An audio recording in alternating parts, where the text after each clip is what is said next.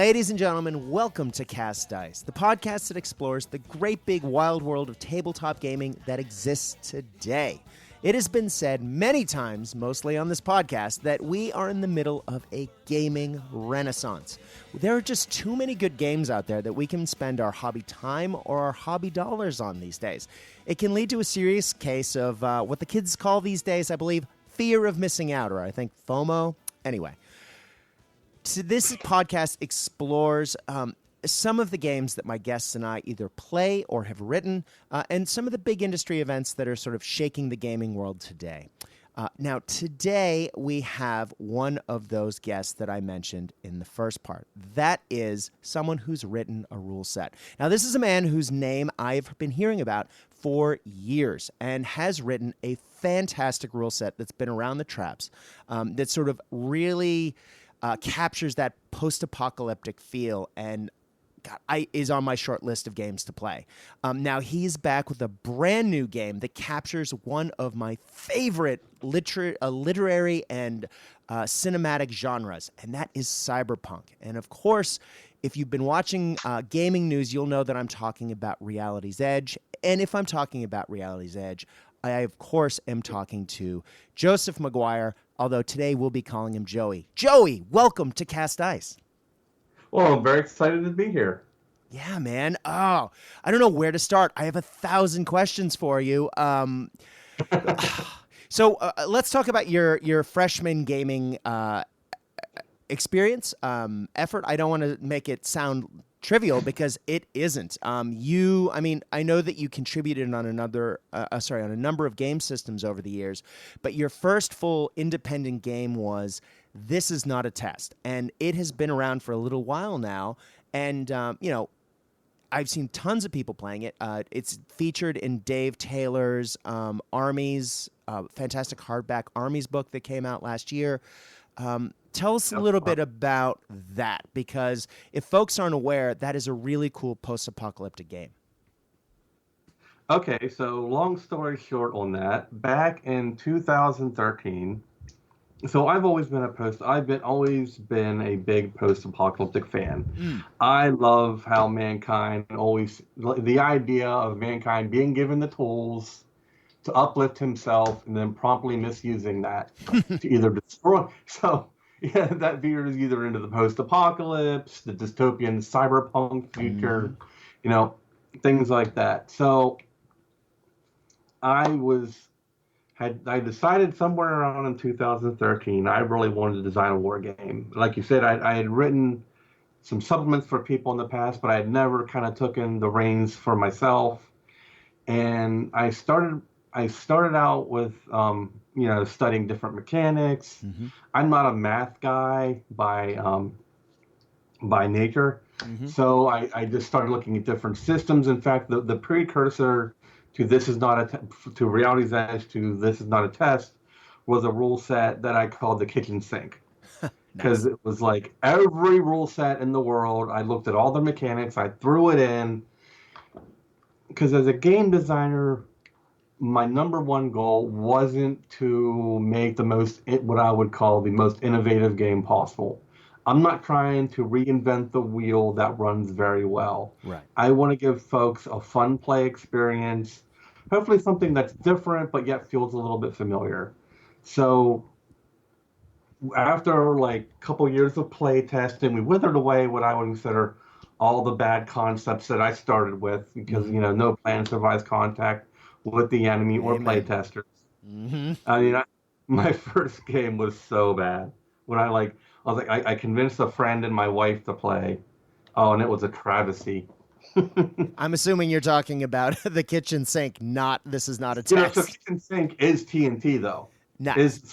This Is Not a Test. I call TNT for short. Oh, yeah. Right on. So it's a great little acronym that works for me. Mm-hmm. So that became This Is Not a Test. It was when I started. So whenever you're designing a game, the best thing to always do is start with the mechanics first. Figure out how the world works. Mm-hmm. So that's what I did, and we, through the play testing I mentioned earlier, that's how This Is Not a Test became what it is. Yeah. Now the overlay to the mechanics was basically me wanting to play one of my most favorite games of all time, which is Fallout, combined with the warband structure of that the classic late '90s, early aughts games like Necromunda, Mordheim, which are my favorite games as in my teenage and young adult years, I suppose, in my formative years. Yep. And so, I mean, but let me just pull that train back a little bit. It's just not Fallout. It's TNT. I write what I like to say that I write games about tropes. Yes. So it's just not like Fallout, because I wanted to do a little bit more, because Fallout's a great IP and and it really is a sandbox game. But it had to win to like 5 mutants. Yeah. So I was like, I can't just do super mutants and ghouls and the occasional mutated creature, Yeah. I wanted all kinds of crazy Gamma World type mutants, but I also loved the concept of the, real jingoistic United States, but with crazy future elements and Art Deco / Rocket Age visuals, the old classic car look, but with fake rocket engines mounted in the back. That just screamed love to me. So totally. TNT is kind of like all that wrapped in with set of mechanics that I wrote over 3 years. I like to tell people, and this is how I wrote it off to my wife, that I'm 42 now, and the game is about 5 years old. So it was my midlife crisis. People go buy a car. I bought Art and Dave Taylor, Yep. Getting layout and helping with pictures and, and editors and all that fun stuff. So that's the kind of where TNT came from. Nice. And yeah, it's independent gaming at its best. I like to consider it independent gaming. Yeah, at its best. I mean, you almost said it, but it is. I mean, you literally sat down, you wrote a rule set, you led development of it, and then you had it actively play tested. You worked out the kinks, and then with a little help from our friend Dave, you laid it out and put it out, and it's got legs. People are playing it. People love it. And I'm constantly seeing pictures of people playing that at conventions or at home. And a friend described it to me as it's a great game if you want to play out something like Six String Samurai, which is one of my favorite cult movies of all time, which is Buddy Holly with a samurai sword fighting his way through Soviet troops. I've never seen that movie. Sorry, what? Are you acting like I've never seen that movie? Sir? No, I'm more sorry. I'm more speaking to the listeners if they haven't, but being chased by death. I figured of all people, you would have definitely seen that movie. Can I stop you there for 1 second? Yeah. Do you know you can buy miniatures for that? What? No. Where? My friend Lon Weiss at Brigade Games had a game that came out before TNT called Atomic Cafe. Yes. And they did several gangs, including the bowlers, and nice. the Six String Samurai himself are miniatures that he will happily sell you. Oh, I need to get me a Six String Samurai, and yeah, the bowlers, of course. And if, longtime listeners of the show will know the Red Elvises let me use one of their songs as outro music for a long time. Yeah, and I will have to use it at the end of this episode now. So nice. There you go. Yes. Awesome. Okay. So this is not a test. Clearly, that was I don't want to say an ordeal, but I mean, it was a big deal. It was a lot of effort to go through all that process to create a game. What were some of the lessons you think you learned from that you were able to pull out and use for your sophomore effort? Oh man, honestly, that my creative process does not work well for mainstream publishing. Really was the biggest. So TNT was whittled away. It's kind of pretentious to say, but sculptors always say that you knock away at the rock what the rock wants to be. What does that rock want to be? You're just revealing. You're not creating. That's kind of the same way for rules. It's like you just take this large chunk of idea and you just skim away at it until you've got something that's both playable and fun. Mm-hmm. And TNT took me 3 years to do that. From 2013, from concept to where I can write a game by myself, to when we finally published it as a PDF, gathering art, all that stuff was about 3 years. A lot of that was just me thinking, just like, okay, how do I want to do this? How do I want to do this? Mm-hmm. And about 2 years ago, I got approached so the story with Osprey is I'm friends with Joe, we're friends, I guess, with Joe McCullough, the writer of Frostgrave. Yeah, I was going to say, he wrote Frostgrave, didn't he? Yep. We both grew up in Maryland. Nice. He is, we actually worked at the same gaming store. So we were known entities. And then I randomly saw him, as I mentioned, Historicon before. He was at the Osprey trade booth a couple years ago. We kind of reconnected and said, oh my God, you're here and you're here. It was one of those moments. And Osprey was looking to do a sci-fi book. And he started out my name to them, and then they contacted me, and I was kind of like, I kind of knew him a little bit, like Phil Smith. Like we were, he Facebooked me. I Facebook messaged a lot because most of the wargaming stuff is tied to Facebook now. It's kind of funny. It is.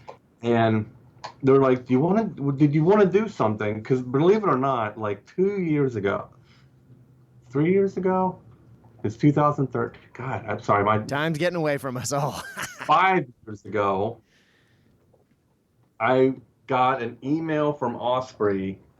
They had saw me working on my rules, and back then, they're a little more choosy now, but back then I think they were setting up Osprey Gaming, and they were really looking to get some like freshman talent. And they're like, hey, we're looking at these war games. Would you be interested in seeing if this not a test fits that?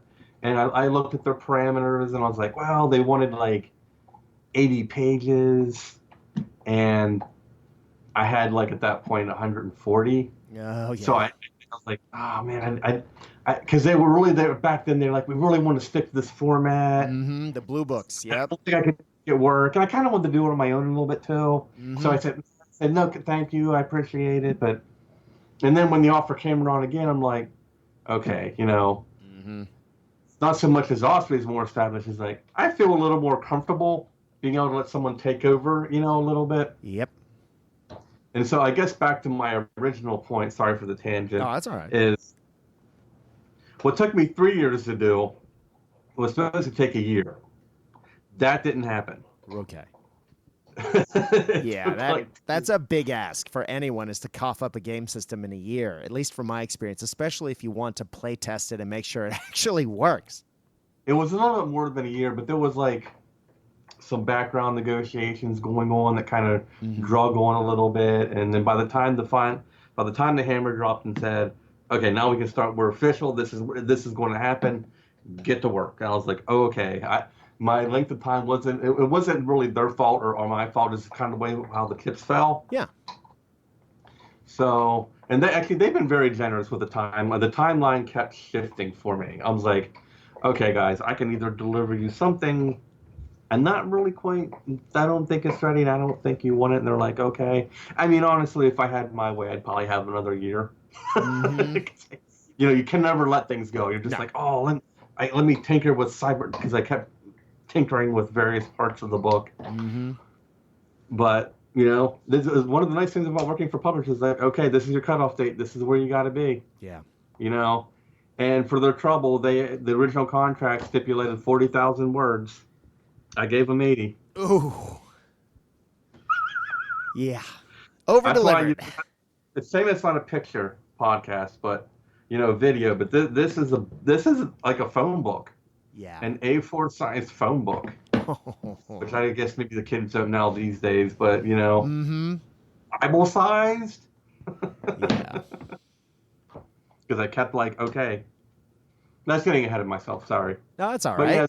Yeah, the lessons that I learned was I knew how to write a rule set, but it kind of forced me to work quicker, work more efficiently, and deliver on a deadline. I think that was the big takeaway that Reality's Edge kind of helped me learn. Does that answer your question? Yeah, it does beautifully. Okay, great. And that kind of leads into a couple of my next questions, one of which being, I know that Osprey in the past has been famous for putting out, short, sharp little games in their Blue Book series. Famously, of course, Gaslands being one of the most popular of those. Yep. That is just an easy to pick up, put on a table and play. Gaslands is a fantastic game. As listeners of the show will know, I have been playing the hell out of that game since it released. But Osprey's really shifted, and now they're putting out larger games with, hardback books. And so it works out really well. For once, that's not my dog. Ha! But if we go back to what you were saying a second ago about them wanting 40,000 words and then getting 80. Just having seen the press photos of this game, not only is the art amazing, but it's gonna be like the new Gaslands rule set that's also, I believe, coming out in August. A big, nice hardback game book. Yeah, you want to talk to us a little bit about that? Okay, so I wasn't sure when I finally gave them the manuscript how big it was, that they wanted a hardback Bible. Yep. But I think when they looked at it and they looked at what they had and what they were like kind of veering into in the future, I thought they're like, okay, we can do this. Because as you said, it's big, it surprised them, but all their stuff now is getting kind of what I bigger and better, but the better doesn't mean that the like not I'm like the other previous ones are lesser works, but they're just getting into more, I guess, more detail intensive games a little bit. Like even you said, I think Gaslands is now twice the size. It is a little, which if we can talk about games for a second, please. Like I think it's worth, the original Gaslands was great because it was $20. Yeah, right. I mean, now it felt like a $20 book. It was light. It was, the paper quality was good, but it was soft cover, and it was a great entry level for what it is. And the rules still work wonderfully. Absolutely. But the new one, they people wanted more, and they gave them more. And I thought it was a really good decision because to kind of come back, because the original buy-in was so low for people that they didn't have to worry about it. And honestly, if now that I've seen what they've done with Reality's Edge, and like their price for $45 is more than reasonable. Exactly. For a book of this size with the art in it, and I mean my fair contribution too, but like it's cheaper than TNT. Now they have TNT is a very small print run book. It has to be the price it is. Exactly. Because that's the only way I can make even a modicum of profit on it. But, for the economies of scale that Osprey do, this is a wonderfully priced gaming book. I mean, I would put this, like I say this about TNT too, that I will put this book up against any gaming book, and only other than the lack of, like TNT, the only one regret about TNT is the pages aren't glossy. Yeah. And that's only because I could not find a printer who would print in the numbers I needed that would offer gloss pages. Because I use Lightning Source. They have which is a printer, a worldwide printer for doing small run books, and they didn't offer it at the time. But of course, Reality's Edge, nice glossy pages. It's beautiful. Though it's kind of it's a nice matte gloss, which is better for cyberpunk. Oh yeah. Well, let's talk about cyberpunk. Now, if you'll humor me a little bit here. I think you and I are about the same age. You mentioned your age. I'm 44, so same ballpark.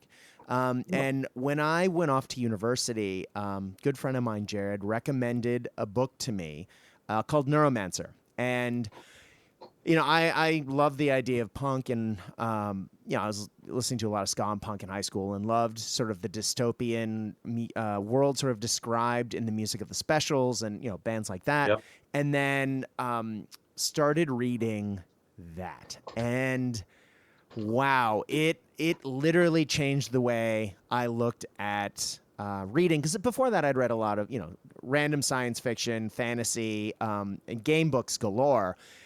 but it was like, here is a universe that was perfect for gaming, and it wasn't a game. And for me, that just blew my mind. And I just went, oh my God, this is perfect.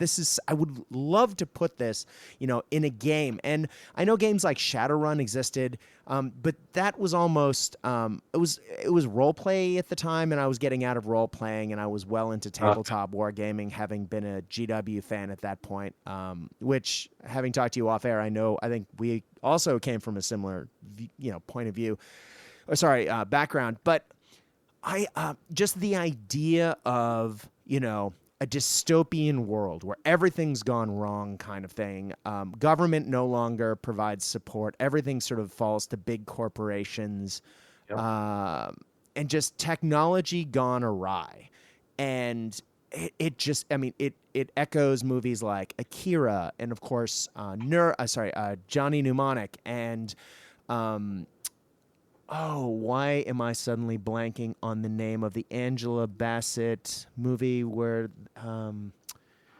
like 3 Strange Days, something like that. Strange Days? Yeah, Strange Days. God. With the memory. Oh, that was so good. And it just, all of those with the Gibson novels, and of course that led into me finding Stevenson's Snow Crash novel. Gotta love a book where the main character's called Hero Protagonist. Right? I have a book. I swear to God, I have an autographed copy of that book, and I say, can you please write it to a true hero? Oh, so good. So cheesy, but I did it, and he did it to his credit. Yeah. Well, I mean, we're talking about what, a samurai / ninja pizza boy in the far future. Whose best friend is a skater, and you just go, this is amazing. And he works for what? Uncle Enzo's, the pizza place. Yep. And it just, that weird dystopian universe just always called out to me. And up until this point, I don't think we've had a game that really grabs it. Now, I hear people on the internet screaming Infinity at me, but it's almost too shiny and too mecha and too... Again, that whole maybe a little bit of supernatural magic-y stuff in there. I'm not super up on my Infinity, but the models are almost a little too glossy for me. I always want something gritty and dystopian. My familiarity with Infinity is very limited. I read the rules, which I thought they're very cool, if intimidating. Yes. For the amount of things that you got to keep track of, which again, I actually really love the turn structure. Yeah. But Infinity is what I would consider what they call post cyberpunk, which is basically it's cyber. There's a lot of trappings of cyberpunk, but it's slightly more upbeat. Yes. The protagonists tend to have a better outlook for the future. They're not angry, oh God, what's the old Blackened movies, the hard-boiled detectives, what do you call that? Noir? Yeah, it doesn't have that noir sense. Agreed. That cyberpunk has, the original cyberpunk style had. And it's more it's kind of a little more concerned with the cool tech. It goes a little less punky. Yeah, but it still can have dystopian elements. Still has cybernetics, and still has things are still awry, but everyone's a kind of a bit more positive. Yes, exactly. So that's why Infinity can scratch that itch, but can it scratch the itch well enough for the '90s kids? Well, yeah. I mean, we're starting to get that in popular culture again. I mean, it was a big deal in the 90s, but then it sort of tapered off, and maybe it's been existing and I haven't been paying attention, but, authors like Gibson have moved on to, William Gibson have moved on to other sort of subject matters and sort of universes and worlds, and that was sort of the thing he lived in for a while.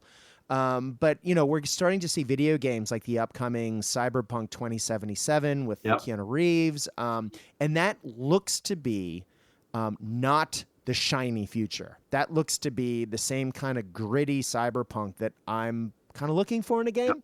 And when, and when I saw that Osprey had your book online and I saw the art for it and I started reading the press for it, just went, this is my kind of cyberpunk.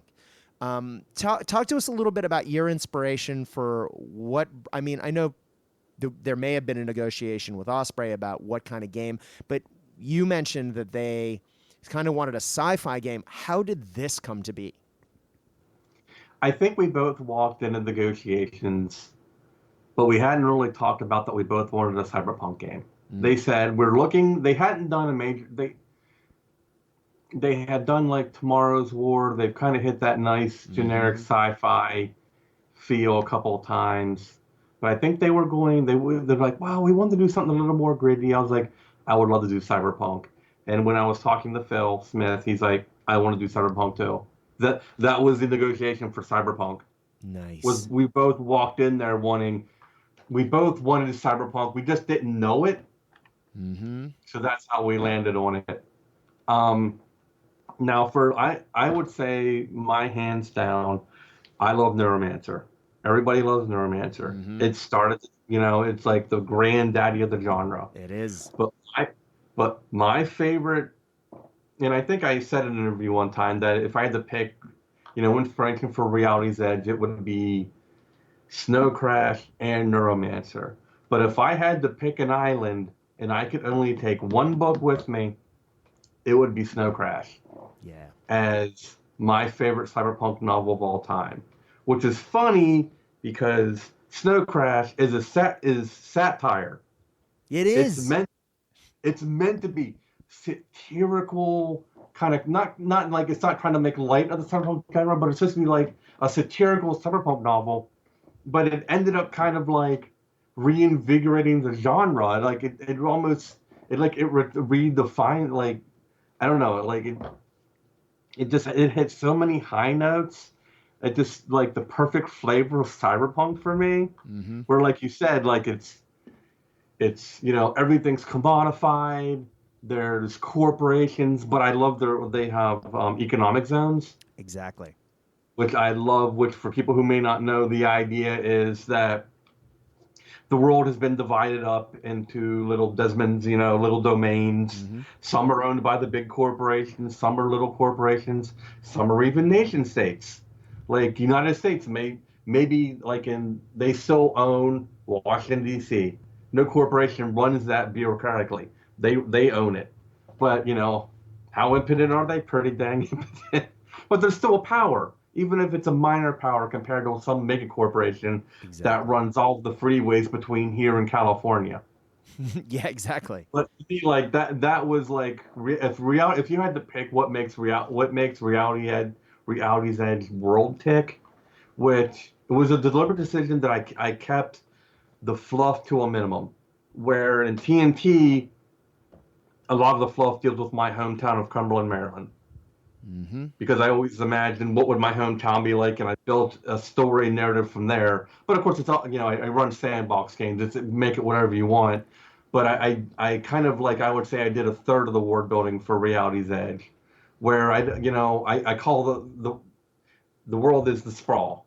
Because that's what it is. It doesn't matter. It could be Rio de Janeiro. It could be Paris. It could be London. It could be New York. They're all basically the same. Yeah. It's a melting pot of languages and people and experiences. So I was less concerned with telling people about my world and hoping that they would create their own world a little bit more. Infuse their story, make their avatars as what they want them to be. So, and with Snow Crash kind of feeling is my main inspiration. That's kind of fun to do. What if you were the Deliberator? What if he had his own little ragtag group of troublemakers and troubleshooters, and they got paid to do bad jobs for good people and good jobs for bad people, Oh, yeah. And I think the fact that this is just to go on something you were talking about a second ago, this is a miniature agnostic game. It's sort of freeform. You get to use, you don't have a miniature line that'll be coming out with this in conjunction. So you are letting people use what they want. That is true. So Now, you're sort of leaning into that creativity where people can create their own universe and their own look. the downside of the cyberpunk genre is your miniature option. It's miniature agnostic, but you kind of have to work at it a little bit. You Yes. have to find, because you can't. It's not like there's no orcs. No, exactly. Which you can go to any store and buy orcs. It's sci-fi games. You can find tons of sci-fi miniatures to use, and of course, any world, any like Necromunda. I really expect to see people pilfering like Infinity like nobody's business. Mm-hmm. I'm also hoping to see a lot of Infinity players going, "Hey, we can play some. We've got these miniatures. We can play a different type of game that still feels vaguely familiar, and that'll be fun." And it's I kind of like that. This almost like a shadow economy, a little bit of people like, hey, where are you finding your miniatures at? Where are you finding yours at? Because I can go into the store. I might be able to. There's a lot of cool offerings in the Reaper Carnoscope line. Yes, there so are. You can, or there's some stuff in GW that works. There's a lot of Infinity. So it's kind of fun. People kind of creating stories about where they found the miniatures that meet their needs. That's right. And I will pit myself a little bit. I am working on a miniature range. Oh. Very slowly. Very slowly. If they do well, I will do more, of course. I have. Are you familiar with Patrick Keith of Bombshell Miniatures? Yes, very much so. Well, I had him do 5 sculpts, Nice. which I have not showed anybody. I think this is the first time publicly I'm mentioning this. So Maybe. Dare I ask, what kind of sculpts he's doing? Well, they're done. So really, the whole story is kind of cyberpunk a little bit. Mm-hmm. So the industry is moving into 3D sculpting. Yes. And so it's not like I want greens now. Now it's like someone sends me this file and there's a lot of tinkering with size and things like that. But he did. So I thought the one thing I was like, okay, I want things that work to his skill set. I mean, he's good at everything, but I love his female sculpts. Yeah, he's super talented. So I wanted majority woman. Because cyberpunk's also, it's diversity. I just didn't want, white men with swords. That's kind of boring. That's not that. Snow Crash is. I think Hero is half Japanese, half American. He is. YT's a white woman, and like the antagonist is Uncle Win's this old Italian gentleman, and I think his name's Raven. Is the Inuit bad guy? He's reminds me very much of Quinn from the old G.I. Joe comics, the giant Eskimo. Yeah, and I just like so. The miniatures are there's a street, what I call sprawl running, a street samurai. Female street samurai. There's a female drone controller, and she comes with a flying drone with a gun mounted to it. There is an enforcer character who is kind of like your bodyguard type, and he's just holding a big cool science fiction-y looking shotgun. Nice. There is. Oh man, there's only 5, and I'm forgetting who the 4th one is. Always happens. The hacker. Oh my gosh, the hacker. Yeah. Female hacker. And then there is the showrunner, who is kind of generic-y looking, because I didn't want him to be like, oh, he's clearly a decker, or what I call console cowboys, which I borrowed from Neuromancer. Yep. So he can kind of fill a number of slots, and he kind of looks like Garrick from The Witcher. Nice. Old guy, kind of with this. He's got a big scar. Looks really badass. Now I looked at what I thought was kind of the hole in the industry was you have a lot of guys that make perfect agents. There's a lot of good punkish stuff. I didn't think that was necessarily corporate was heavily represented, so they're all in suits. Oh, nice. Very nice. So, like I found like the showrunner is wearing like a suit. And he's got a big billowy cloak, and he's wearing. I found a cop picture online where this guy's in he's got a bulletproof vest on. You ever seen like like police detectives that wear bulletproof vests, but they still have to dress nice. Oh yeah. So you can see the tie. And That's they're all like dressed. These people like they want to look nice while they're killing. So Yeah, I'm like exactly. really excited. And I don't have samples yet to show people. That's why I kind of been like, I didn't want to tell anybody. Well, And I also, podcasts are good for that. hey, and I also got my buddy Mark Evans, who's done sculpting for me for TNT. Mm-hmm. He actually contacted me and said, "Hey, do you mind if I sculpt some cyberpunk stuff for my own lines?" And I was like, "Gee, you think?" Yeah, exactly. Get on that. So he's Are you on the Facebook group at all? I believe so. I The need to cyberpunk take a closer miniature? look. Yes. So There's a where cyberpunk can miniature people find group. that, by the way, if they're listening? His stuff. There's a cyberpunk miniatures group. That's what it's called on Facebook, and he posted. He also has a website that I can't remember what it is. Hmm. He just started it. It's Mark something, but he's doing some really cool old school. His style is kind of like a Mark Copplestone style, Oh, nice. like that Foundry kind of look. That nice beefy, old school GW feel with the parts and hands are slightly exaggerated, but that's like so great for painting. They just paint themselves almost. And he's doing a whole line based on Reality's Edge. Oh, And fantastic. he's doing some really cool stuff. Yeah, if you like that '90s feel, it's perfect. And it'll scale with the old school miniatures because I'm always concerned about scale. I don't I want I want anything to fit with either what I have or what I think people will be playing with. So my stuff that's coming out is more scale to fit with Infinity. Mm-hmm. That's the one thing about Nation with Patrick is he's a high quality sculpt, slightly higher pricing tier a little bit. Mm-hmm. So that's why I'm kind of chasing a slightly higher end miniature look to it. Yeah. So it's going after that Infinity where the miniatures will either be in resin or or metal. I'm not quite sure yet. So they'll be a little higher price point than my normal miniatures, Mm-hmm. but they're all sculpted and amazing looking. So it's like getting closer to a collectible statue almost, but still 28 millimeter. Well, 30 millimeter. If we're talking about Reality's Edge, though, you only need what, 3 to 7 models, and so you don't need to, you can splash out on, some very high end stuff. Yes. Of more boutique style, which doesn't have the scale of mass production to bring down the cost. It's okay to spend a little bit of money to get the models that you want. For most gangs, your crew. So you play a showrunner Mm-hmm. who. And I love that term because Have you ever heard that before? It sounds familiar, but I can't. It's from the media. It's from television. Oh, right on. Yep. It's the guy. So back in the day, the head guy of a television show was called a producer. Mm-hmm.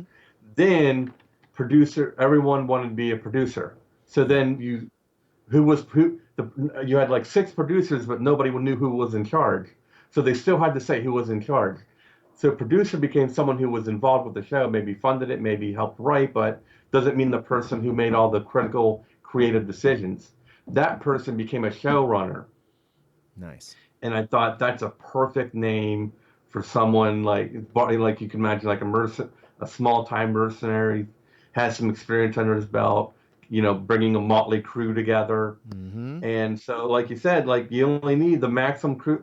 The maximum crew size is 6 people. There you go. That you can have on the board at any one time. You can, of course, have many people as you want kind of sitting on your roster. Mm-hmm. And I encourage it because people could get hurt or dead, whatever. Mm-hmm. But you can only have 6. So, you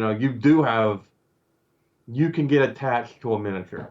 Because even, like you said, not that you said, not like you said, I was thinking more about, have you seen Altered Carbon? Oh, yeah.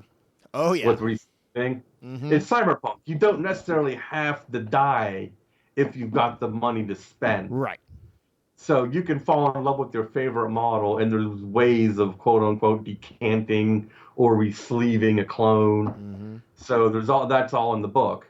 So, awesome. So yeah, you can definitely fall in love with your miniatures and write their stories.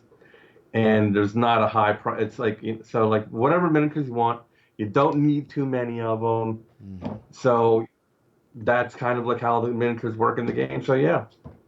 That's cool. Well, what I love about this, and from what I've read, is you're not just getting a small crack team of commandos, so to speak. Although I'm sure you could probably put that together.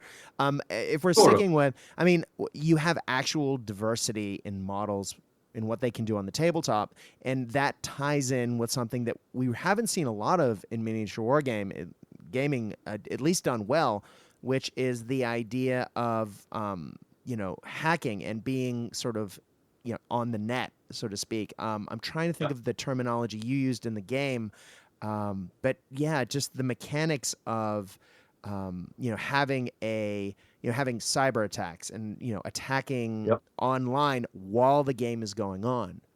And so you can really, I mean, you can have someone who's in there, controlling drones. You can have someone in there, as you said before, the console cowboy.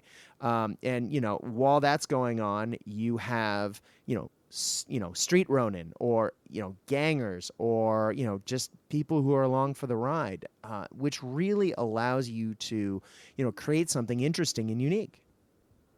Yep. So your basic crew. So kind of, that's the most important question I always get is about how hacking works. So if you don't mind, I'll segue into that. Please. So hacking has always been two different. There's a couple ways you could do it, and this is probably what I spent the most time on, and hope people appreciate that. Yeah. So most miniature games, there's been a couple cyberpunk games out there, and what they do is, whenever you think about cyberpunk and hacking, you think giant mnemonic, plugging into the net and swimming around these data architectures. Or, the classic is Shadowrun, where your hacker gets on his computer, gets his deck out and starts typing. And what you have for those is you either have off-board mini games, or if it's an RPG, you have someone's not there with the rest of the group, because the rest of the group is off hitting the bank while the other guy is hacking the security systems. Right. And if you're trying to run or keep up a game, like you're basically playing two games at once. Yeah. And my thought was that you didn't really need to do that. The idea is that the internet kind of exists on two different planes. We have augmented reality, which is, computer stuff superimposed over reality. We have this today. We have billboards that you can wave your hand in front of and they wave back. Yeah. That's actually current tech. Not as well developed, mind you. Mm-hmm. And then you have the online net. I combine these into one mega thing called the HyperNet, which is a worldwide system where every node from every laptop to computer is a router, and it's all connected. Now they're private networks and everything, and they're sheltered off, but for the most part, the world is connected. And if you would imagine that the internet is virtual reality, you send your avatar in, and the people who designed this system are lazy. Mm-hmm. This isn't, the private networks that the corporations maintain, they're all going to be fancy. They're going to look like samurai kingdoms and cool deco things and be very beautiful and creative and all kinds of niceness. But if you're developing the utility internet, if you're in downtown Hong Kong if you're in a noodle cafe and you want to go onto downtown Hong Kong's internet virtually, it's going to look like downtown Hong Kong for you. Yeah. Because I want to go, to the Noodle Cafe's website. Well, that Noodle Cafe's website is going to probably look like the Noodle Cafe, and your little avatar can go in. And there'll be some small differences. But for narrative purpose and gaming purpose, we imagine that these two worlds kind of mirror each other. And so I take the idea that you can just superimpose them on top of each other. They're both separate. So you can bring your avatar onto the board. The avatar is not literally there. He's off in cyberspace, but because they look at the environment he's in, he's trying to help the group do whatever they're trying to do. So they're all in downtown Hong Kong. He's in the virtual space of downtown Hong Kong. And so you can put that all on one board. And the avatar can walk through walls because, again, they're not really there. So, And when I bring back the augmented reality idea is that's the part of the web that bleeds into reality. The building, the menus, billboards, all that stuff. So, that all can be hacked. So, you can force the virtual to kind of come into the reality just a little bit. There's what so the game runs on applications, which I call apps, obviously. And so they work a little bit like magic, if in like a sense of your hacker is a wizard and he casts a spell or app, it affects something, so like your hackers running on the board can't see the virtual. They can but they basically, they can kind of see the augmented reality ports into virtual reality, so they can hack those. So like if you imagine every gun made by a corporation has a little piece of it that the tech that people repairing it need to access, right? It's, so that can be hacked because it shows up if you look hard enough, and you really can't hide. They're not by default hidden because people aren't supposed to be hacking and looking for this stuff. No, exactly. So, so that way you have two types of hacking going on. You've got your digital avatar, who is out hunting, he's hunting all the data signatures he can, but he can't see what's going on in your world. And then you've got your combat hackers, the guys on the street who can see all the augmented reality stuff, and if they can see it, they can kind of try to pinpoint it's a hyper reality port, but they can't target the avatar because they can't see it. Right. So that's kind of so I kind of combine those worlds, and it's better. I'm a better writer than talker. No, I mean, so it makes more, if you read the book, it makes a little more sense than I'm giving you here. No, but the that basic it makes sense. These two worlds can coexist. We can, with a little bit of suspension of disbelief, we can have these two on the board, and it can be this one dynamic system that's not too worried about making it as real as possible, but making it as fun as possible. So I think that's where, like, I like to think that I kind of did things a little differently. So, and I hope it's successful. I hope people like it, but I do, because hacking, you brought up earlier, hacking is just fun. I think there's like 30 apps in the game, and they do everything from targeting networks, which are important in the game because they're an easy way of getting free money and free information, which is, and then cyberpunk game is a commodity unto itself. Oh yeah. And you also, if somebody's carrying a weapon, it can be hacked.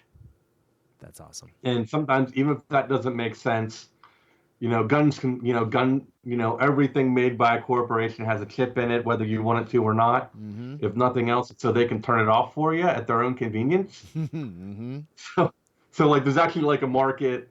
One of my favorite, to show how old I am, if you remember the old 2099 comics from the 90s.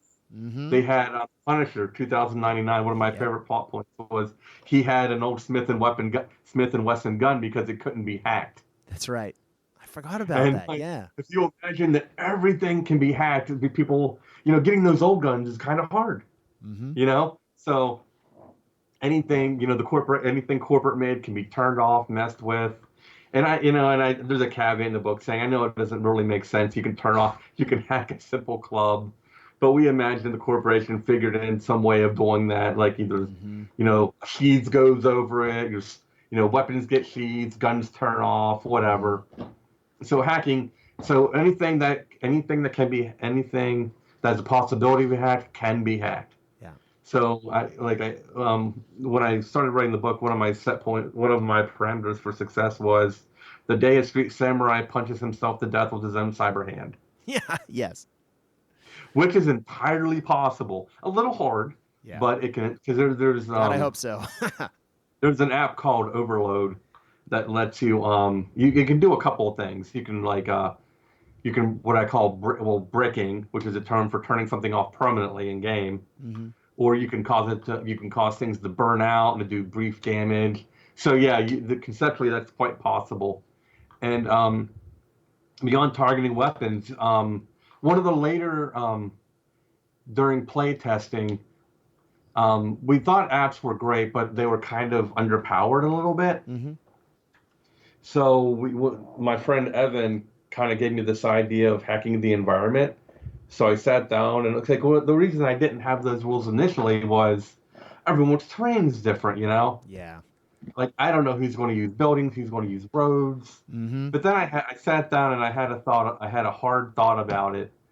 And I was like, you know what? If there's a building, it's a cyberpunk future. It's got holo ads. It's got security cameras. Mm-hmm. It's got lights on it somewhere. Only sort of the most desperate favela or something somewhere, some shanty town, where those things won't be present, and you can hack them. Yeah. So there's apps in there that you can raise park. There's like those parking barriers that the corporations don't pull those in. They pull them up from the ground, right? That's right. And they're everywhere. But, you know, people don't have access to them unless you hack them. So you can raise those up to give you cover. You can overcharge the lights on a building to go off the equivalent of like a blind grenade. Mm-hmm. One of my favorites is you can hack a holo projector to let how I mentioned the digital avatars don't come into the world. Yeah. You can actually hack those, and they can come in and so they can show up on the board. Oh, nice. And, yeah. Yeah, so they can like turn into tiny it's more of a distraction. It's not really meant to hurt anybody, but when you're in the middle of a firefight and all of a sudden there's this like 7-foot tall dragon behind you, it's just enough to go, that's not fun. And then, you know, like, I can say you're like, okay, that's not real. Yeah. But that split second, you're like, you know, there's all kinds of fun stuff like that. Mm-hmm.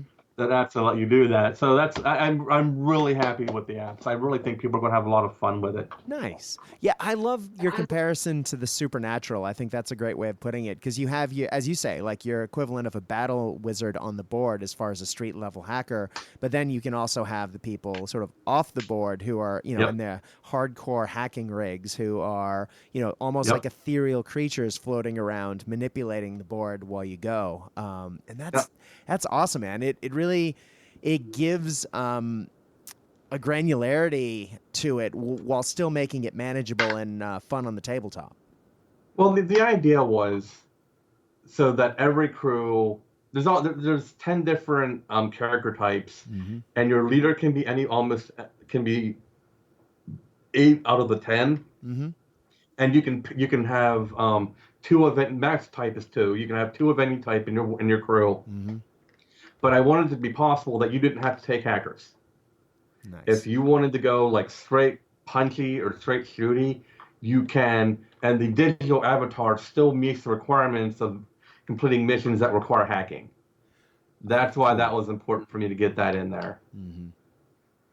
That makes sense. So even if you have like a gang who's, or, you know, a misfit crew of, you know, street samurai and, you know, gang members who are trying to, as you said, rob a bank, they could be either directed by someone off the board who's doing the hack to sort of let them indoors or whatnot, or they've paid someone to do it for them if the leader happens to be on the board. I mean, again, so cinematic. Thank you. Well, I can just imagine a million sort of cyberpunk scenarios where, looking at that list of characters, you can, you know, mix and match them to create, you know, something that you would imagine reading in a Gibson novel or in any of those movies. So let's go through those. Sorry. Let me quickly read those, in case, because I know people are going to ask before we digress. So we have the console cowboy, as we talked about, cyborgs, drone jockeys, enforcers, gangers, infiltrators who are like cyber ninjas, which are awesome. The Mask, who are sort of crowd manipulators. I can talk about them. They're a little different. So I'll ask you to talk about these in a sec. Street Doc, who, you know, is a trope in cyberpunk where you have, you know, the medical professional who's down, you know, in the sprawl helping people out. We have the Sprawl Ronin. We have Tracers, who are like fast moving. Again, I'll let you get into that. We have the shadow-backed avatar, and sprites. So talk to us a little about some of those character classes and sort of how you got the idea for them or how they play out. Just talk to us a little bit about some of those, so we get a feel. So it's time to build your crew. You bought the rule book. What does that mean? So the first thing you're going to do is pick your. You're going to look at your 10 arc. You're going to look at your 10 character types. Sprawl Ronin are your street samurai. They're the best fighters in the game. They have an ability called lightning reflexes, where if you've ever looked at TNT, play passes back and forth with an activation system. I won't go over it too heavily because it's in the demo rules are free. People can read it whenever they're offline. The Street Samurai is the only one that has, outside of a very expensive piece of chrome, that can go before other people.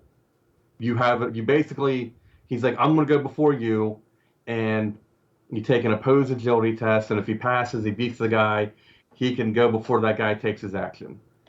So, but you can only do that once a turn, so that way you don't have if you have multiple Ronins going off each other. I avoid that whole mess.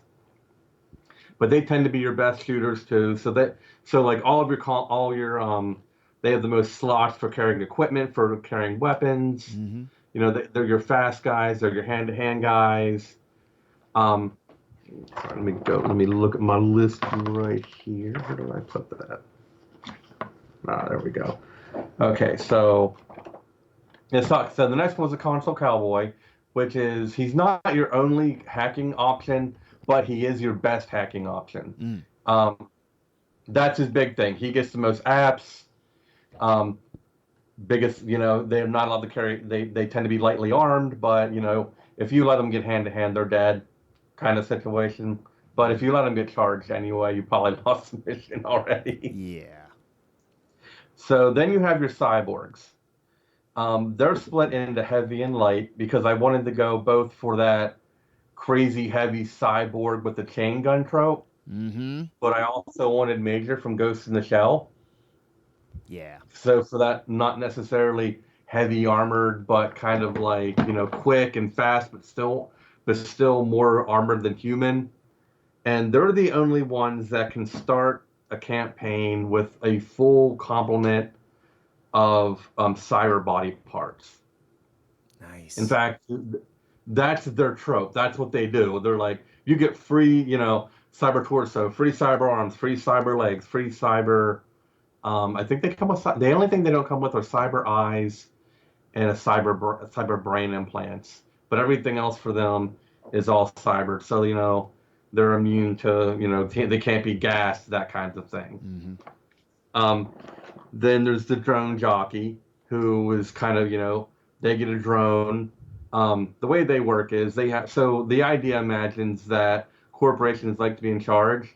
So there's the Turing protocols. It's kind of lifted from Neuromancer a little bit. A little bit, yeah. So they don't want thinking machines. AIs are strictly regulated. So they have what's called a Turing lock, which means they're not independent. You have to send them activations to get them to do things. So the drone jockey can send in what I call AP, action points, and that drone then gets 2 actions, and then your drone controller then gets 1, and with a penalty to anything they do because they're kind of paying attention. They're viewing the world through their drone. So they're actually during their playtesting, they were actually kind of pretty cool because your drone would go do something, and you could take like a random pot shot with your drone jockey just because. Then we have the Enforcer, who he's also he's kind of like he is second. He's kind of the second in command of your crew. He's the guy he's called the Enforcer. He enforces the boss's rules. He has the choice of 2 different abilities. He can either have the ability to, if your showrunner leader gets charged, he can dive in. He can swap places with them. He's like, get out of the way, sir. Let me handle this. Or he can take heavy weapons. It's kind of like in my head, the Enforcer is the ex-soldier. They're not going to be like your sword-wielding duelists like the Street Samurai would be. Right. They're no nonsense shotgun packing guys that either they brought their weapons back from the South American war zone with them, or they're the admin, no nonsense guy, butt kickers. Yeah, the hard noses. Then we have the ganger, which gangers are 2 for 1. They're your low level street punks. The game doesn't. Future expansions will have more ganger options, but in the rule set, these are your bullet catchers. These are the guys that are trying to prove themselves. Now they don't have to be like mohawk, leather jacket types. they could be combat interns for a corporate leading crew that just happens to have just enough, they have less hit points, their stats aren't as good, but they're also almost half the cost of a good street samurai. So, when you need to bring numbers, you can take two of them because you can have two, you can take four. So they're a good way of kind of making up for a lot of, if your crew, they can make up for a lot of shortcomings in crews. Yeah. Especially if you're spending a lot of your, skill points on, some of those really high-level heroic characters. Absolutely. So your infiltrator is, I use the phrase ninja not so much for martial arts, but for their ability to kind of disappear into the shadows. Mm-hmm. They're your guy. They're your lock breakers. They're the guys.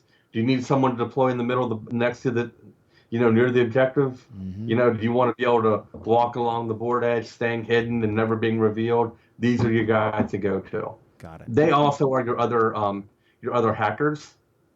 The idea is they need to hack locks too. So their apps are solely built with either breaking locks or things like that. They don't have as many. Their hacking is like literally half the ability of your console cowboy. Mm-hmm. They also have the fun ability of carrying EMP grenades. They're the only ones that can take them. So, and of course, an EMP grenade's off, everything breaks around them for a turn. Mm-hmm. So that's like their get out of jail card. Love it. And again, that's so cinematic and part of the cyberpunk universe. Yeah, so it's just like, EMP weapons in a world full of computers that are highly, they're illegal everywhere. So they're like, the thieves of the Thieves Guild fantasy trope. That's them, Totally. So then I have the mask, which is kind of hard to describe writing. It's easier to describe. Mm-hmm. There's a character, Neuromancer, the guy with the hollow projections. Yep. They're that guy. It's kind of that guy meets rocker boys, meets social media influencer. Mm-hmm. So, social media wasn't really represented in Cyberpunk too much. No. So this is kind of the modern update of that concept where, they're okay combatants on the board, but what they do is, so the game has NPCs in the form of crowds. Okay, and cool. There's crowds and there's civilians walking around.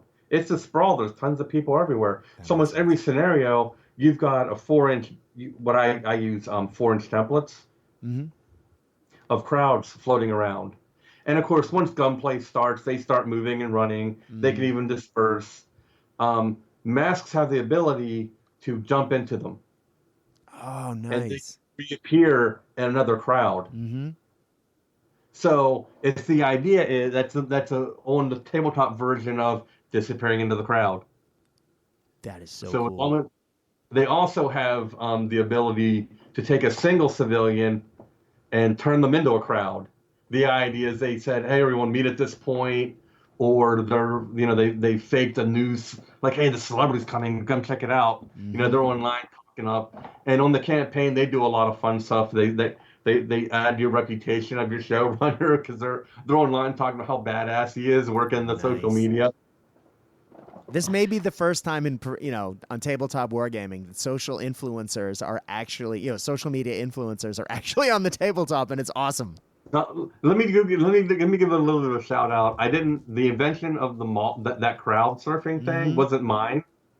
That was an idea from Gangs of Rome, which is a great rule set. It's a fun rule set. It is. But I was like, Rome is this huge city full of people. The sprawl is a huge city full of people. That's very apt to me. Yeah, exactly. So then you have your street doc, which is, not a great combatant, but he heals people quickly. And he also, he's a little bit of a morale booster. People like having docs around to keep them alive. Also, people taint, so that's what they do. And then we mentioned the roamer, and now the final one is the tracer. So your tracers are kind of inspired by back in parkour, free running. Mm-hmm. I don't think the idea for that is kind of a little more modern than Neuromancer. It is. But it's kind of like with games like Mirror's Edge and things like that, it's kind of now a cyberpunk trope a little bit. So Yeah. I love the idea of people diving off walls and jumping over things, and especially if they get like those who was the famous runner with the blades? Oh, Molly. Killed his. Oh no, I'm thinking of oh, He's in prison now, but oh Arthur anyway, Pist. Hysterious. Yes, Mysterious. Thank you. Mysterious. So I like the so they have so what the way they work is they have like a list of generic skills Mm-hmm. that they can choose from. So like they can jump over terrain 2 inches high. They can if they Nice. fall from if they're within 3 inches of if they're within so many distance of a terrain feature, they can reduce any fall by 3 inches. They can attempt even crazier stuff by taking agility tests. Mm-hmm. And they're also hands down they start with the fastest move stat in the game. So these are the guys. If you've got a ticking time bomb, these are the guys you give it to. Nice. You know, you're trying to Mm-hmm. bum rush. You know, they're medium level in combat. They're not great. They're more of a support character. But these are, you know, if you need something somewhere fast. This is the guy you send. This makes a lot of sense. I mean, so much of the cyberpunk genre. I mean, if we think about just the backdrop in Blade Runner, for example, or Altered Carbon, or any Ghost in the Shell. If we think about what their environments look like, it's choked, it's busy. There's a Yep. lot of things going on. If you were to put this on the tabletop, you would have a ton of terrain, and you are creating character classes that uniquely interact with that terrain, which really makes it more than just street dressing. It actually makes it an integral part of the game, which sounds Yep. awesome. Well, I mean, there's like, you know, we haven't talked about Chrome yet, but Mm, there's lots of ways of getting around. So, you know, yeah, I like the dynamic jumping in over buildings, jumping from roof to roof if you can pull it off. hmm That's all quite possible. Awesome. Well, let's talk a little bit more about what the game looks like, because it's on a 3x3 table. You Right. have small gang sizes and lots of terrain. So how does a game sort of play out? Because you've talked several times about a campaign system. If you are going to sit down with a friend to play a game of Reality's Edge, and then maybe link those games in a narrative fashion, sort of talk us through that process. So that outside of hacking, this was like actually the hardest part of writing the rule set. Mm, Because when you think of cyberpunk, you know, gaming, you think Shadowrun, you right. think Cyberpunk 2020. You know, Mm-hmm. you have a GM and you have your small amount of players going against a faceless corporation. Right. You know, it's this asymmetrical kind of gameplay Right. that's really hard to duplicate on the tabletop. So I envisioned the idea was I have in my game there's what are called job ops. These are job opportunities Mm-hmm. that are posted by clandestine backers. Mm-hmm. You imagine some billboard somewhere saying, "I need X Mm-hmm. done," and then multiple people bidding on the job, multiple people saying, "We're going to do it," so that you have there you get that's where your clash is, or you were specific, or um, A was hired X, you know, A hired B to do something. Mm-hmm. Well, Z doesn't like that, so Z is hiring Y to stop you from doing that. Right. You know, like so that the basis is you have your job ops where you have competing agendas that are, and that's kind of like, and then the showrunner is like, okay, how am I gonna do this mission? Let me look at my pool of people, my freelancers that I have, Mm-hmm. and then I kind of tailor my war. You know, you can before each game you can kind of tailor what you want to take. You're not necessarily knowing what the other guys want to take. You just know the mission Right. or the job op. So that kind of forms what you're taking, and then you go onto the board. You know, your shadow backer, the guy who sent you the job. That's the guy that's the online avatar. He's keeping track of you because he's funding everything. The showrunner took his money. You know, so it's kind of like these different kind of competing alliances kind of thing going on. It's really fun, and so like I said, it's a smaller board than when I went with TNT, because in TNT the way movement works is you can double move. Right. You spend an action point, you move 5 inches. You spend a movement point, spend 5 inches. You can on one turn, depending on how fast you are, go between 10 and 14 inches. However, that doesn't really make sense in a suburban area, in an urban sprawl type situation. So I reduced, and I wanted to get to the action a little quicker. Mm-hmm. I wanted a little bit less maneuvering, just a teeny bit, just to kind of get things close and personal. And I really wanted to, I just really wanted to include, kind of like encourage close combat, that more cinematic movie type fighting. Oh, totally. So, models now, they move their first movement, and then when they move again, they move D6. And then if they happen to get another action point through random ways, they go D3. So, movement's a little bit more stunted than my other game. Mm-hmm. But for 3x3, it's still more than enough. And there's nothing that can't be bought out between Chrome and, experience. Mm-hmm. And so I just wanted something slightly more dynamic. You set up your board, you set up your what I call data. I think I used the phrase data nodes. Mm-hmm. And every board gets those are the network, the local networks you can hack. Okay. Yeah. So you set all that up, and then you just kind of get loose. And depending on what the mission is, you get points for how well you do it. It does slightly grade you on a curve a little bit. And the game runs on what are called info and CCs. CCs are cryptocurrencies. Mm-hmm. So that's the money, that's the points in the game. Nice. Info is information that you gather. Mm-hmm. If you remember from, it's kind of based on the information in Snow Crash, where Hero found like, oh, that's a cool thing to know. I can sell that. I can put that out, and people can pay for it. Mm-hmm. So you get info by hacking random networks and for completing missions and for how well you complete your mission. That's only two ways to get it. So it's really valuable. Info can do a whole lot of different things. You can trade it for money. Or it's like, I want to say D3 times 10 CCs kind of conversion rate. Mm-hmm. It's kind of like, if you remember, Mordheim had that kind of warp stone economy where it wasn't always as profitable as you wanted. And of course, depending on who your showrunner is, their background, you can trade money. Like if you take, if your background is criminal, you can launder money, so you get more on the back end. Nice. So that's all in there. So info also lets you, you can spend it to get cool gear.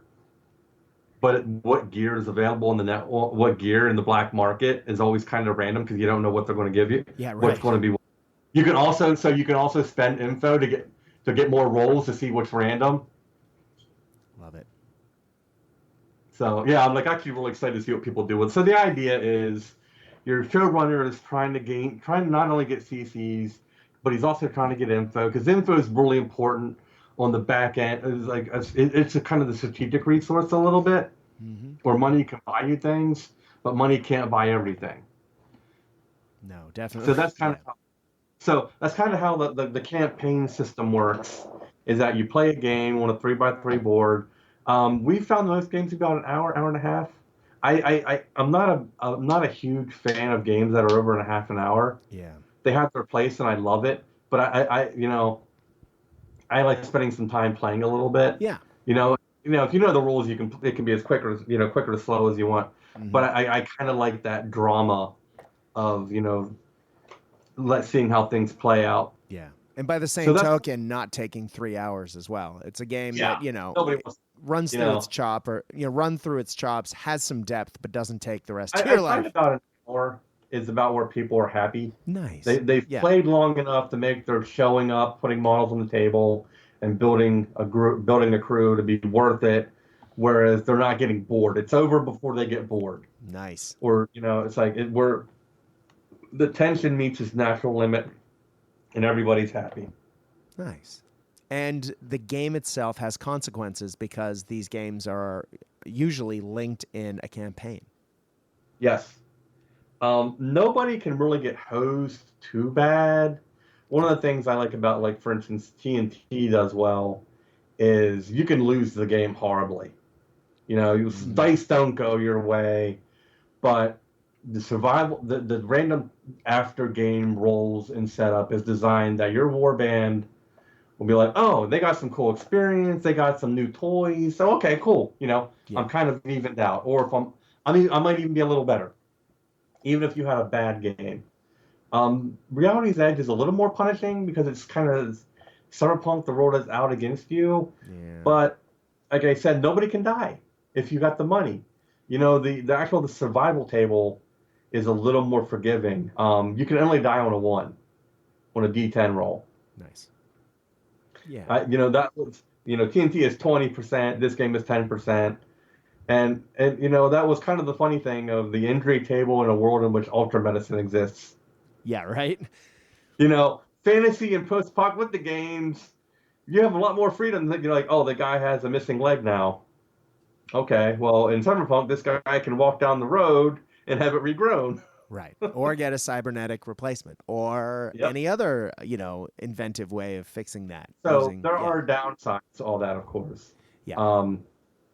Either, after the game, your models can do things like you can send them out to the black market to try to find things. That's the only way to get stuff, short of your shadow backer giving you rewards for doing well. But if they're injured or they're getting chrome installed, they can't do it. So there is a cost to that, and you can spend money to heal injuries. That's a very important part of the campaign, because if you're running a campaign, you're running a business. Your showrunner is keeping the lights on. He's got employees, and if you have if you send your sprawl Ronin into the game with an injury, and he survives, he's not going to be happy. Your keep. Nobody wants to work for a skinflint. Right. So you might lose him. There's an employee morale table that's in there that I'm really happy with. Either he's like, okay, boss, I understand. Till I'm out. I'm taking my ball and going home. You just lost your investment. Nice. And it's also being captured and stuff. I mean, again, yeah. Again, that all ties into that narrative aspect of the game, where even between games you have that narrative building. It just builds a really rich world. Yeah, I'm actually really happy with the campaign. People might be, so in TNT I use what is called the Wasteland deck, which is you draw cards, and which I thought was a fun. I'm actually really proud of that. But I wanted to do something a little different. So this is one of the big differences people know, is that there's no equivalent in Reality's Edge. Instead, you send guys out, and that's how you get all your gear. In TNT, there's relics and all the high-end stuff. You only can get that by going out and searching for it, spending info for more rolls. And in the Wasteland deck, there's always kind of random happenings that could go on. That's more when you play a job op, you have the hitch table, where it's always that always something that always goes wrong with the mission, and there's like 30 different options. Yeah, and something always goes wrong, right?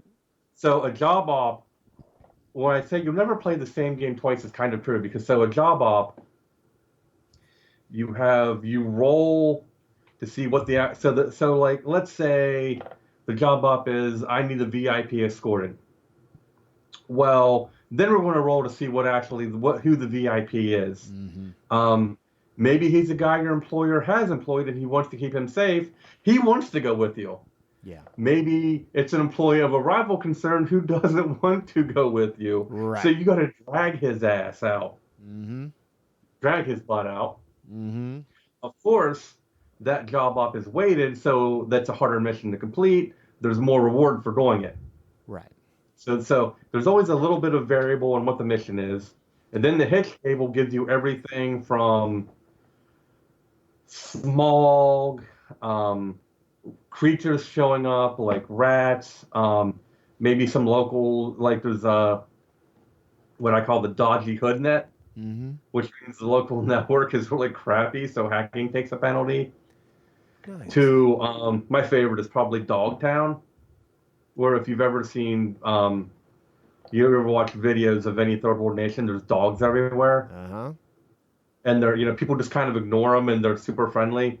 So like it's too where like, oh, dogs are cool, so everyone's kind of in a better mood, so morale's a little better, but you can't hack as much because there's dogs following you everywhere. Mm-hmm. And it's just, I mean, there's one for a train moving through the board for God's.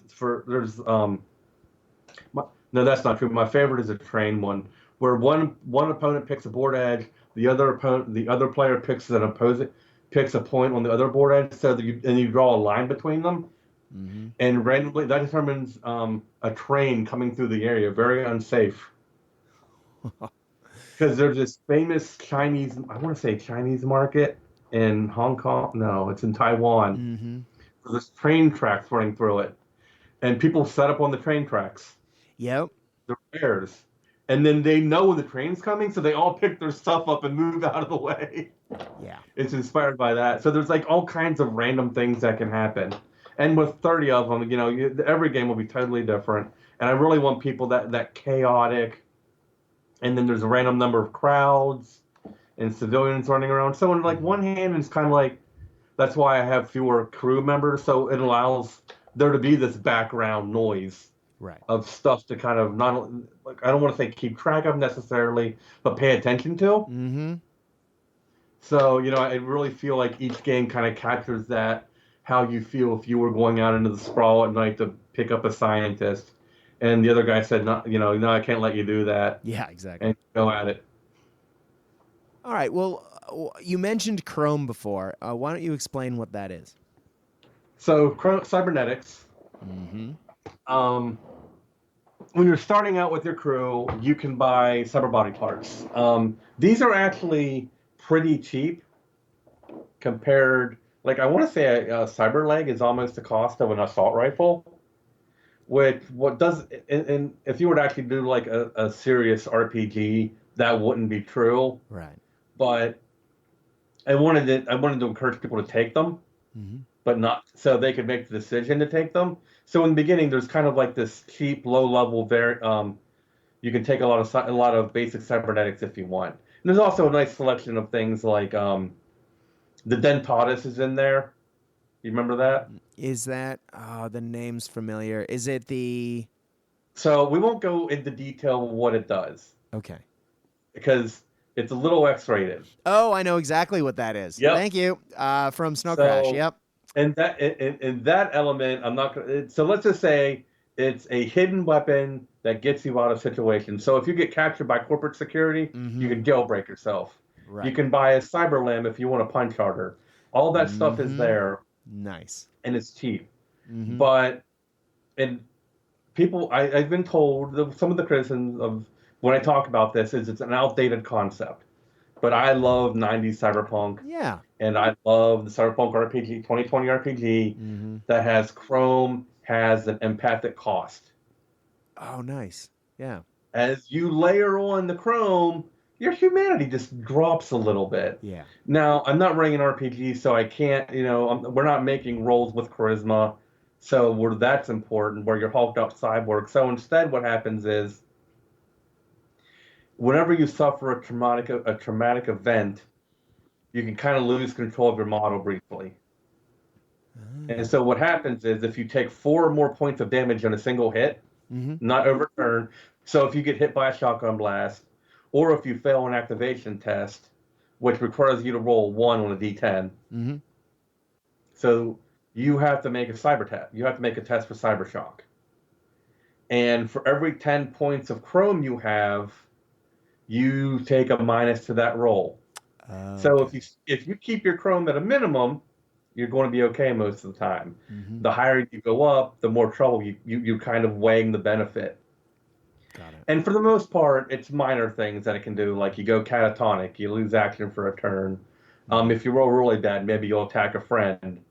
I think one of them is where you have like what's the word I want to use for this? You become obsessive. So you move towards the nearest friendly model to see what they're doing. Ah, got So it. there's all kind, or you can all, and of course cyborgs. The downside of those is they have cyberpsychosis. Mm-hmm. It's a little more dangerous, where they have a chance of more of attacking anybody.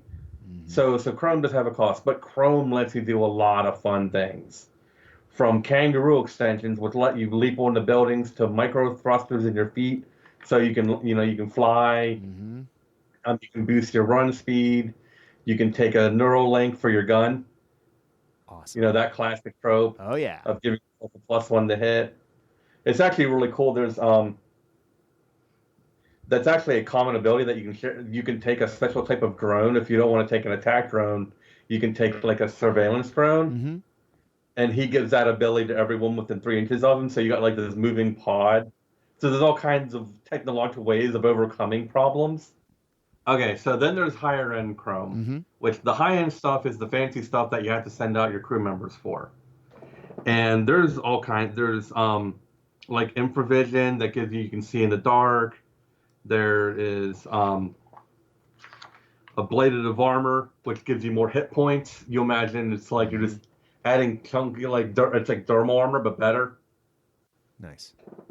There's a breaching hand, which is one of my favorite pieces. You just imagine you've got like your hand is a heavy drill, and you can just literally just punch through walls. Oh, that's cool. And just go right through. Mm-hmm. And there's like cat's claws, which let you climb. This like almost Wolverine snickety. Climbing up walls really fast. There's the flechette defender. That's one of that. You imagine you've got a secret pod of like hurricane you shoot out. Mm-hmm. And so it's like if somebody charges you, that automatically goes off. They have to automatically they're attacked as soon as they get near you. That's cool. And there's ways of there's the skill chips. So the game has skills that make everyone can know little tricks. Mm-hmm. And you can actually buy skill chips and buy any skill you want. So like the Matrix. I know Kung Fu. Just like the Matrix. Yep. So I'm getting the skills, and there's this all kind. There's one of like the lightning booster. That's a high end piece of Chrome that gives you the sprawl running ability. Mm-hmm. That's the only other way to get it. But it's really expensive, and it takes up 6 slots in your body. Because you imagine you're pumped full of chemicals and muscle ligature, enhancements, so you move really fast. And then there's the classic neural net. That's your brain upgrade. Mm-hmm. That gives you free AP every turn for hacking. That one's super powerful, but it's also really hard to get. So for the high end stuff, which is both equipment and Chrome, there's a lot of equipment options. Everything from holster guards that you can sleeve your weapons into so they can't be hacked, to specialist grenades. There's foam grenades that you can throw and will encase people in foam, kind of like in Judge Dredd. Mm-hmm. And they have to spend actions digging it out. That's right. So that's because Cyberpunk, you needed the book is 320 pages, but it's 200 pages of options, 30 pages of rules. 10 of those are just dealing with hacking, and the rest is just character options. And that's cybernetics, specialist grenades, all kinds of cool items. There's all kinds of different armor, and you can everything from what are those mono wedge weapons, the whip monofilament from that's all there. And then of course there's if you ever play Mordheim, where you have that really high end stuff, but it's really hard to get. Yes. I kind of have that too with what I call bleeding edge, where it's stuff that's on the cusp of being invented. So you get a cyber fist that combines a couple different Chrome into one area. So you don't you take actual loss, humanity loss for it, or there's or you get a weapon that can have 2 abilities instead of 1. Nice. Or there's what I call reds, which are reaction drones. There's these things that kind of follow you around, and they get so one's like a shield drone where if someone charges you, it buffs up against them, so they have to go through it before they can hit you. Or there's the one that carries a gun, so if someone charges you, it shoots a submachine gun at them. Nice. And of course they don't write the Turing protocols because they're reacting to you. Mm-hmm. So it's just there's drugs for Lord's sake. I kind of feel bad about that, but I'm like Cyberpunk has drugs in it. It's an integral part of the genre. You couldn't not put it in.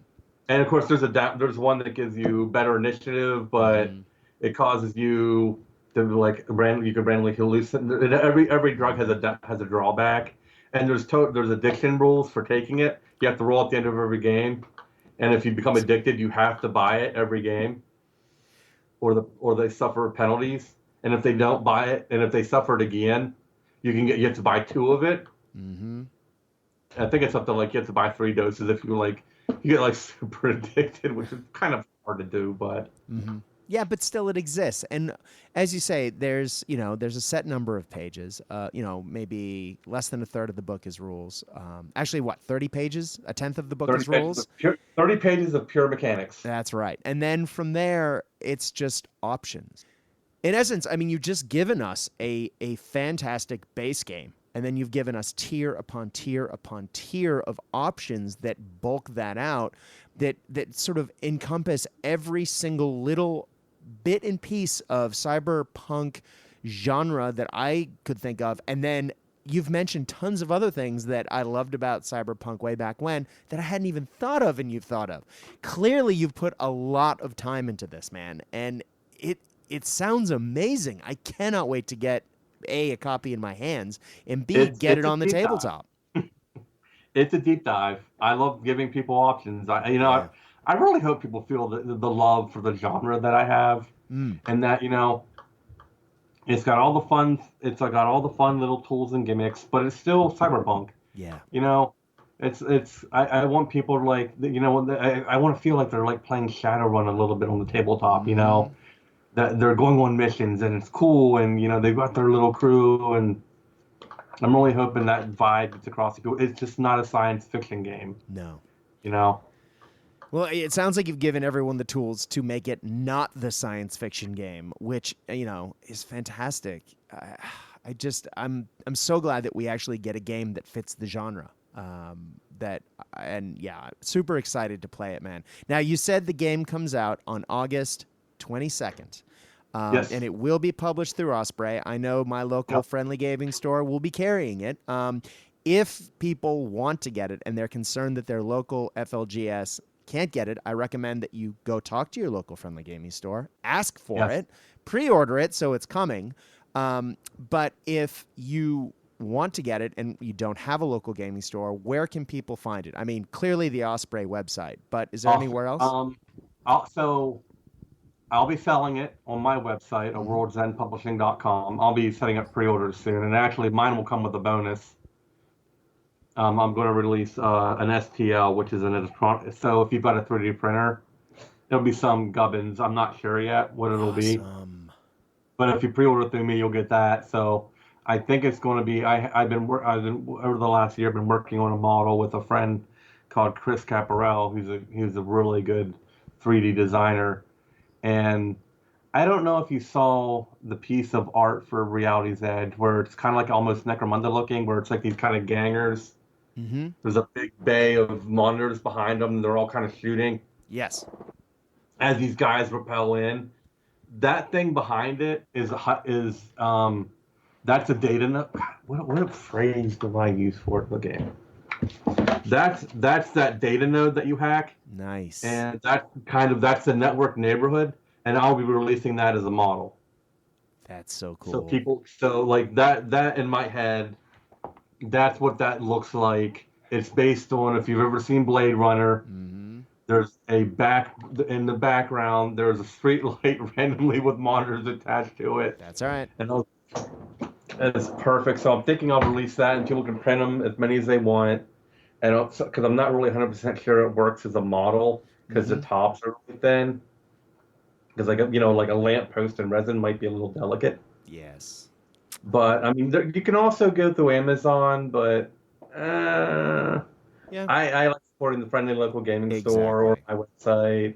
I mean, I know everyone likes to get a deal, but support your local store as much as you can. That's right. I mean, it's available. It shouldn't be too hard to find. I can't wait to walk into some random bookstore and see it. I'm like, all right, because Yeah. technically Osprey is a subsidiary, Bloomsbury. Not I think. sure. Yeah. So I tell people, the same people that publish Reality's Edge also publish Harry Potter, Nice. which is technically true. Yeah. Hey, it's going to be So out there, man. Osprey books show up in the weirdest places, and I cannot wait to turn around and find this on a shelf somewhere someday. I still think it's funny that you were in Australia talking about Reality's Edge to someone who knew it before you did or was aware of it. I'm like, all right. So Mm-hmm. I do have TNT's done very well in Australia. Yeah. So like it's got a pretty big fan base down there. So that's not like I'm not like kind of surprised. Yeah. Well, Australia's the it's a hub It's a of big place. wargaming, man. Who would have thunk?